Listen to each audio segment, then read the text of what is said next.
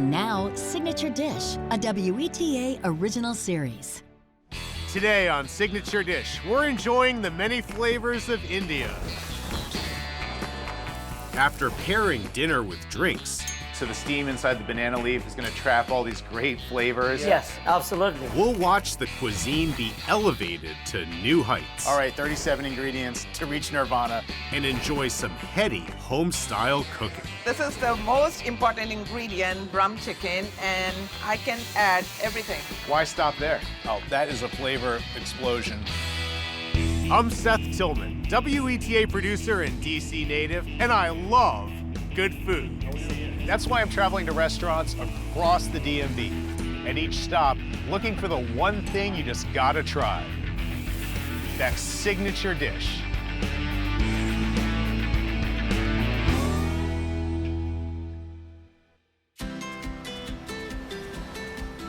We're first heading to the easternmost edge of DC's H Street corridor to visit Daru. This critically acclaimed restaurant is run by bar manager Dante Dada and Nepalese-born chef Suresh Sundas, who first met while working at the groundbreaking Indian restaurant Rasika. Rasika really incorporates a lot of how diverse India's cuisine really is, and it really brought that to the attention of DC diners. And so for us, that was very inspiring. Chef Suresh and I met there. He was a Tandoor chef, and I worked at the bar. When I found Rasika, I think I learned from there, and at the same time, I was craving, hungry to do my own stuff. I was really looking for someone to have a partner, and that's what I found in Dante. He would just have me taste things, and I was like, this is the greatest thing I've ever tasted. I wanted to put in Daru, and more than just a normal classic dishes. At the same time, I'm from Nepal. I cannot go away without touching Nepalese spices to my cuisine. His energy and focus and creativity was endless. We describe the restaurant as Indianish. Chef is amazing at using traditional techniques and flavor, but then we are also incorporating seasonal things and local items and just whatever really is inspiring, and I think that also goes with the cocktails as well. The word Daru, it is a type of spirit that's made in India, that's made at home. It's essentially moonshine or hooch. When we first were getting ready to open, we wanted it to be more of a cocktail bar with small plates, but we've obviously evolved from that point into a more of a restaurant. Just tasting more of Suresh's food, we just really wanted it to shine. Suresh, Hey, Seth, how are you? I'm doing great.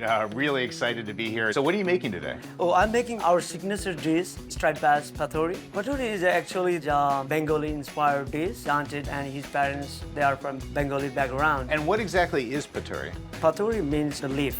Usually in the traditionally Bengali cuisine, wrapping the fish in banana leaf and steam cook. So the steam inside the banana leaf is going to trap all these great flavors. Yep. And how are these ingredients going to go in the dish? So right now I'm gonna with the first marination. So there's gonna be lots of acidic flavor. So I'm gonna start with lime juice.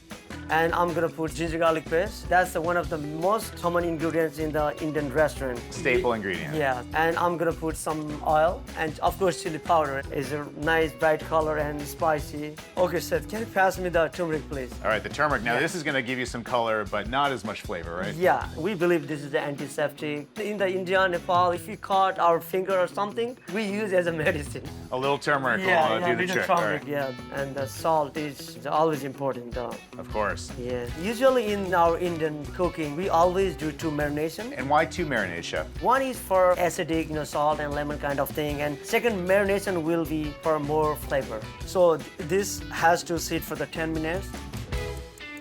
All right, Seth. So let's start with the second marination. Oh, great. So I'm gonna start with more lime juice, a little more of oil, more turmeric, ginger garlic paste, chili powder, more salt. Now I'm going to add chili flake, and I'm gonna add a Greek yogurt. So this is for the binding. And that's going to help the marinade stick to the outer part of the fish? Yes. Chef, can you pass me the lime zest? Lime zest. Yes. Oh, nice. This is a kind of special ingredients for daru. Lime just give more the texture and flavor to the dish. And finely chopped lime leaf. Is this also a non-traditional paturi ingredient? Yeah, this is non-traditional. The second marination, everything in there, I'm gonna mix them very well, and looks beautiful though. It looks beautiful, and actually Yeah. even that lime zest, there's a nice bright aroma coming out of that bowl. And so Yeah. why do you choose to use use striped bass in the dish? Actually, the striped bass is this has meaty texture, fatty and buttery. Doesn't get too dry easily. So we're gonna wrap the fish in banana leaf. And then besides helping it steam, is the banana leaf gonna also add its own flavor as well? Yeah, absolutely. Making just a delicious little package of flavor here. Yeah. And we use the Richard twin to tie the fish.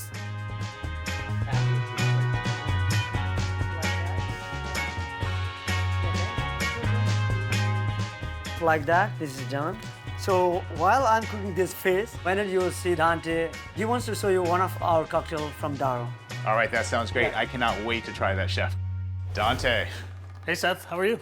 doing great, man. Really, really excited about the paturi, but looking forward to, what is this, Mixology 101? Yes, now that we got you behind the stick, we're gonna teach you how to make a cocktail. All right, but I'm ready to learn from a master. What are you making today? Today we're gonna be making the Bandit Queen. Bandit Queen is our take on a Manhattan. We're gonna start with 2 Indies rum.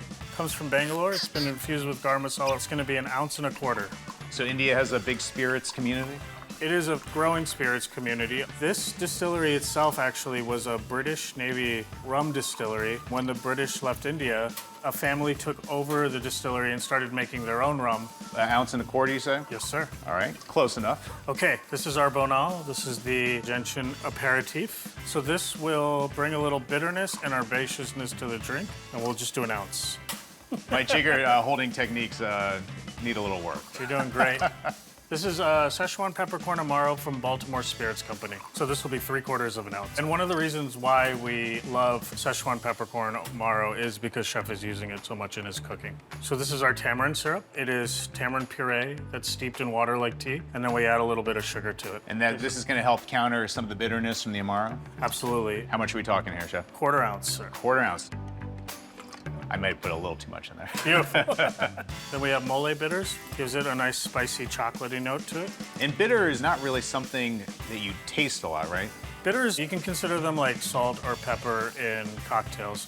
So they are used to sort of bring up a lot of the other flavors. All right, Seth, so here are the glasses we're gonna use. These are chilled cocktail glasses. One of the things that's very traditional in a Manhattan are cherries. I'm just adding some ice to this. The most important part is the art of the stir, which you are about to learn.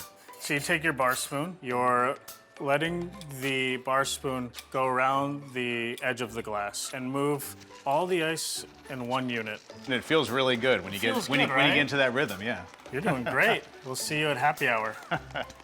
After stirring, we just strain it right into our strainer. You want to make sure no ice falls in.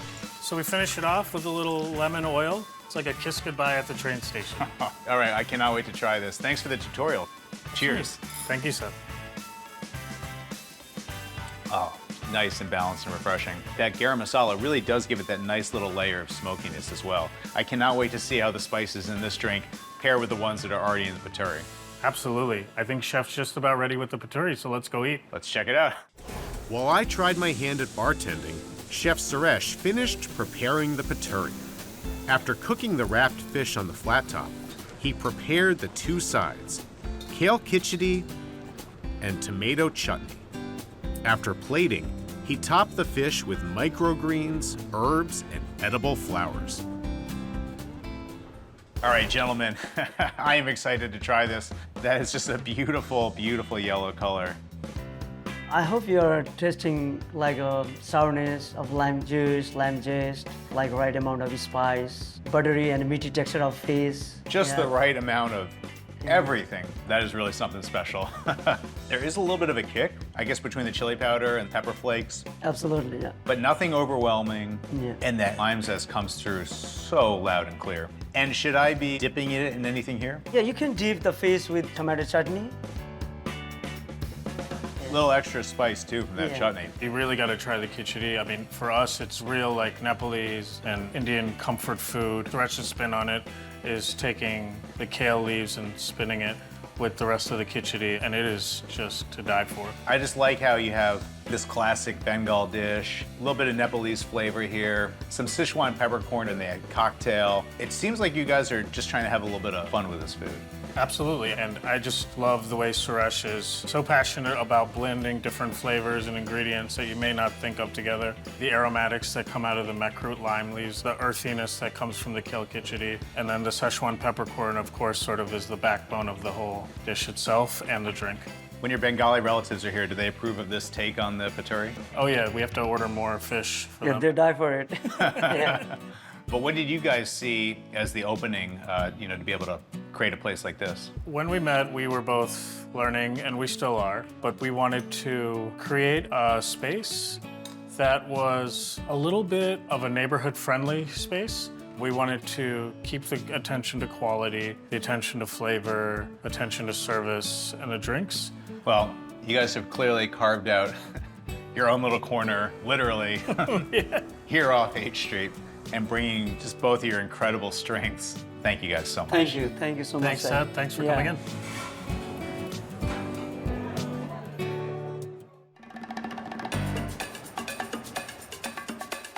My next stop is Chinatown to visit Charisma Modern Indian.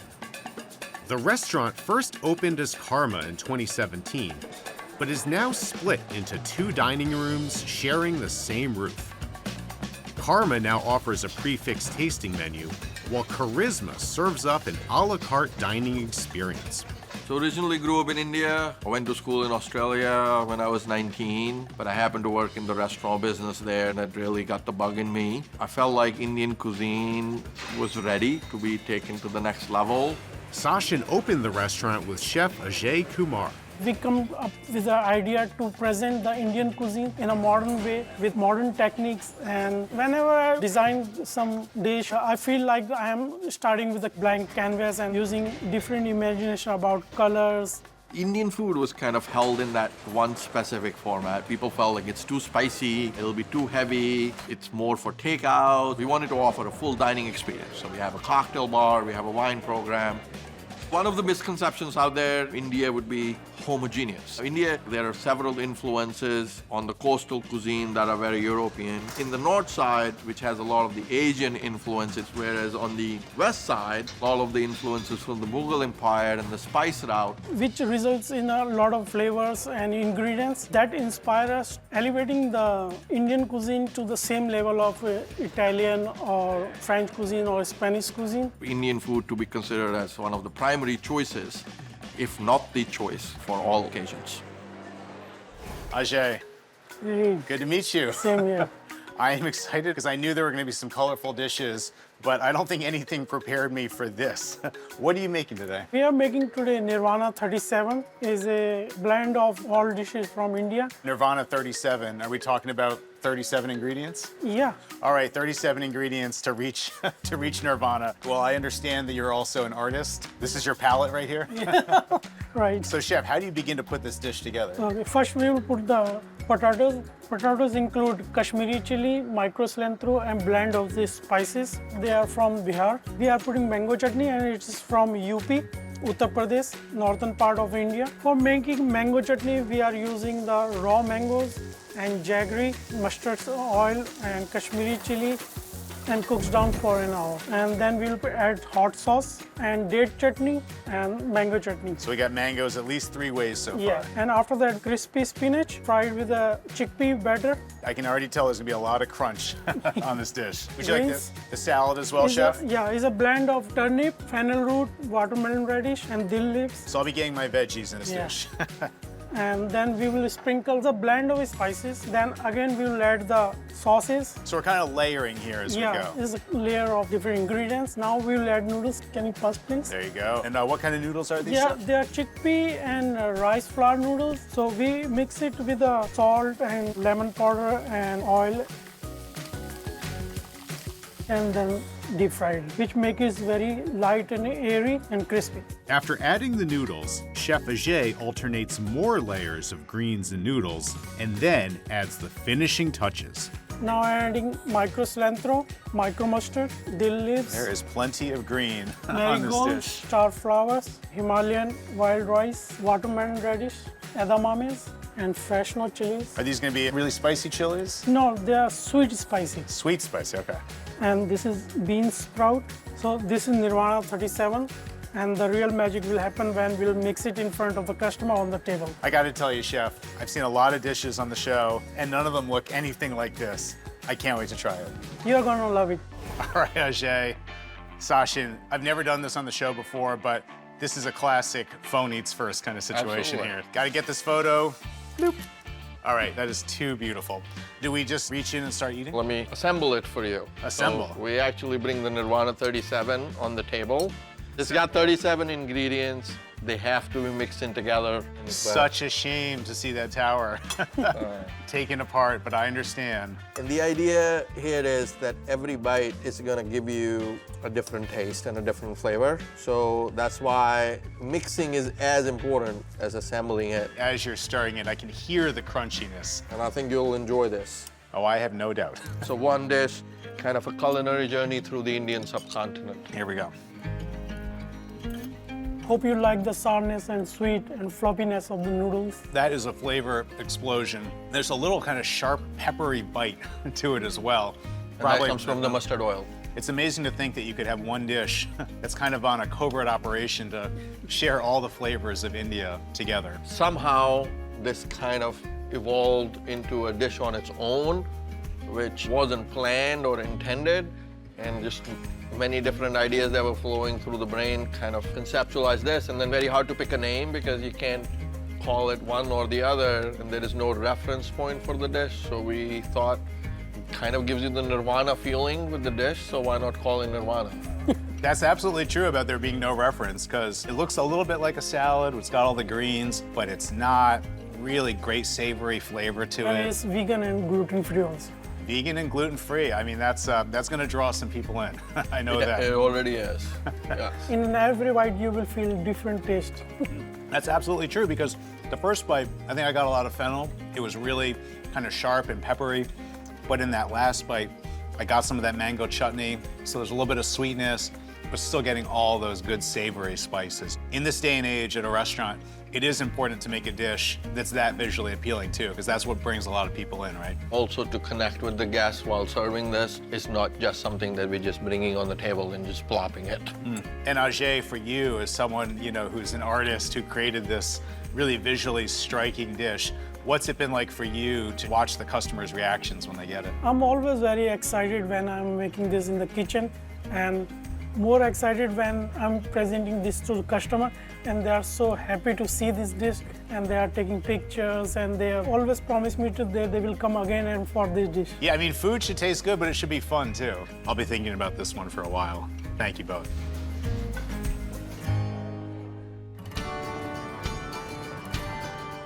We're bringing things to a close in DC's Noma. While the neighborhood continues to evolve and grow at a breakneck pace, one constant for more than a decade has been Indigo. The restaurant pairs a laid-back vibe with warm, home-style cooking. Me and my husband are Punjabis. We are from the same town. This is how we met. This is how our love story started. People in India, every festival, their parties, everything end up with lots and lots of food. Back in India, my mom and dad both used to cook meals for us. Here I realized there is no help, so I have to do whatever for my family. Then I started calling my mom and my mom-in-law how to cook food. But it's a basic cooking. I've never been to any culinary school. She's been very passionate about her cooking, and she was a chef inside, which I didn't know. So she would tell me to open a restaurant for her, but I always kept it on the back end. But one day my daughter calls me. She said, "Dad, do you know what mom is doing? She's selling her dishes at one of the Indian stores."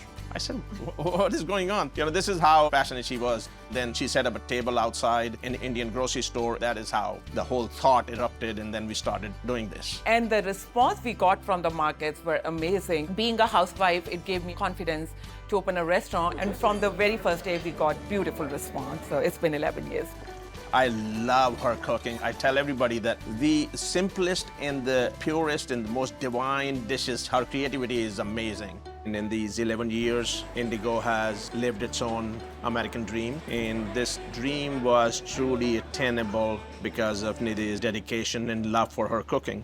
Dinesh, Hey, how are you doing? doing great. Nice to meet you, Nidhi. Welcome to Indigo. Well, thank you so much. Loving the vibe as I walked up. Yeah. And looking up at this menu board, it looks like there are absolutely no shortage of options to choose from. What are you making today? I'm making rum chicken keema today. This is a curry she created using a rum that I grew up drinking. You know, it is amazing. You should definitely try it. All right, well, curry, rum, definitely sounds good to me. Well, welcome to my kitchen. I'll show you the recipe. And while you are back there, I'll whip up some cocktails. Sounds good to Yeah, me. all right. Thanks, Dinesh. So welcome to my kitchen. And here we are going to make rum chicken. All right. Well, I actually love rum, but this is coming from India? We are sourcing this rum from India. I've only had Caribbean rums before. Really curious what the Indian rum tastes like. Okay, let's taste them. And this is everyone's favorite. And this is a dish that you came up with all on your own? Yes, I did. And my husband, he loves rum. So I came up with the idea to make a rum chicken, and which is so popular now. Let's give it a shot. Cheers, chef. Cheers, cheers. Ooh, It is strong, it is nutty, yes. some nice caramelized flavor as well. So I'm gonna pour some rum. It looks like we're being pretty generous with the rum there. We are. If you want a rum flavor, yes.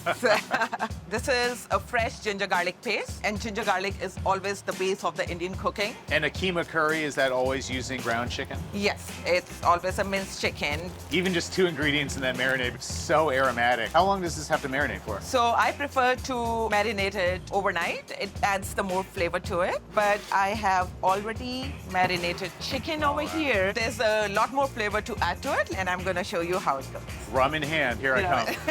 And chef, you were not kidding about a lot more ingredients here. How do you get started on this dish? So I'm gonna make the base. So this is the ghee. And then we are gonna add dry spices. So it's cinnamon, bay leaves, cumin seeds, black cardamom, and the cloves. Cook it for a couple of seconds. So you're gonna feel the aroma of it. We put 5 to 6 medium-sized onions. So I'm gonna cook it till it gets brown, translucent. Yeah, nicely perfumed kitchen right now. Just for a little heat, we are gonna add the green chilies. These are Indian chilies? These are Indian green chilies, yes. So is this gonna be a spicy curry? It's gonna be a moderate spice. On the scale of 1 to 10, I would say around 6. 6 works for me. So taking the rum out of it, is keema itself, is that a typical Punjabi dish? It is a street food. We will add salt so that we take all the moisture from the onions. So at this point, we'll add the ginger. With every ingredient you add, and my hunger just continues to grow and grow. So now you see the color is changing. It's about time we can put the garlic. Anything you put in the wok, you have to cook it for like a couple of minutes so that it adds more flavor. Patience is an important Patience ingredient. is the main key. It's about time we put the tomatoes in it, 8 or 9 tomatoes. And again, the process starts cook, cook, cook, cook, cook. This is a turmeric powder.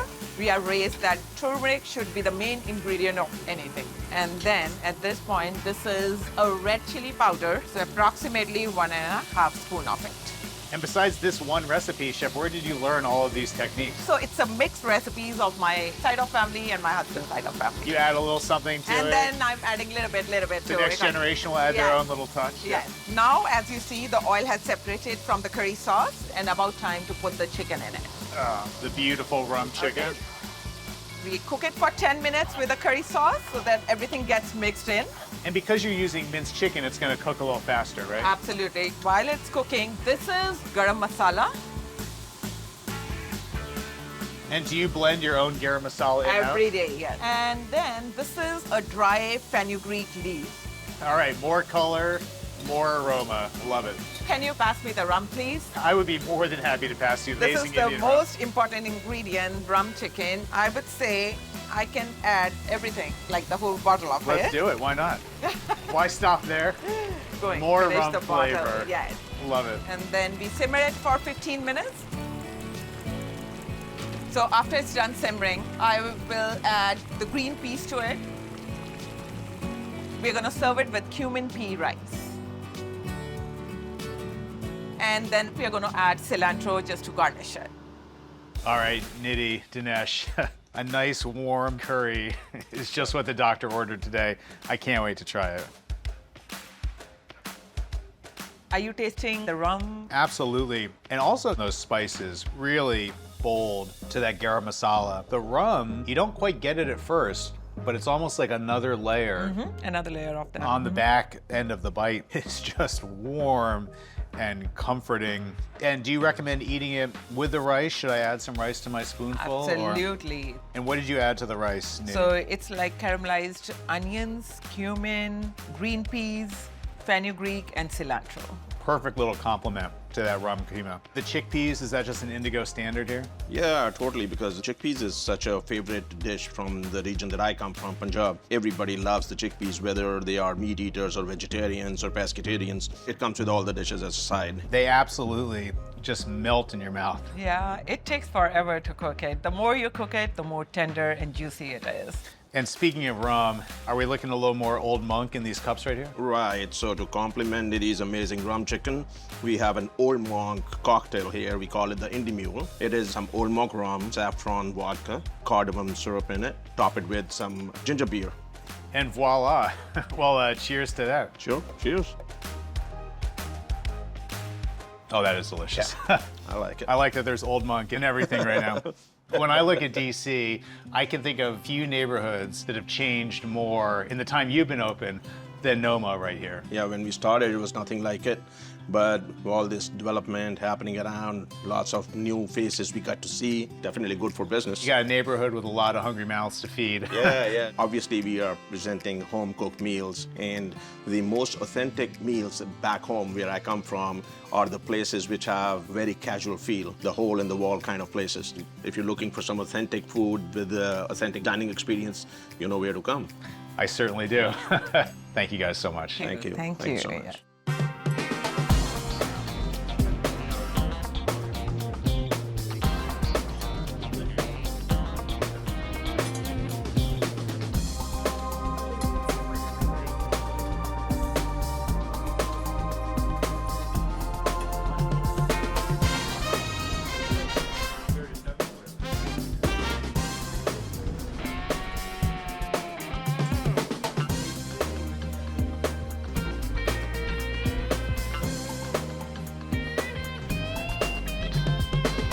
To find out more about great food in the Washington metro area, visit WETA.org/signature dish.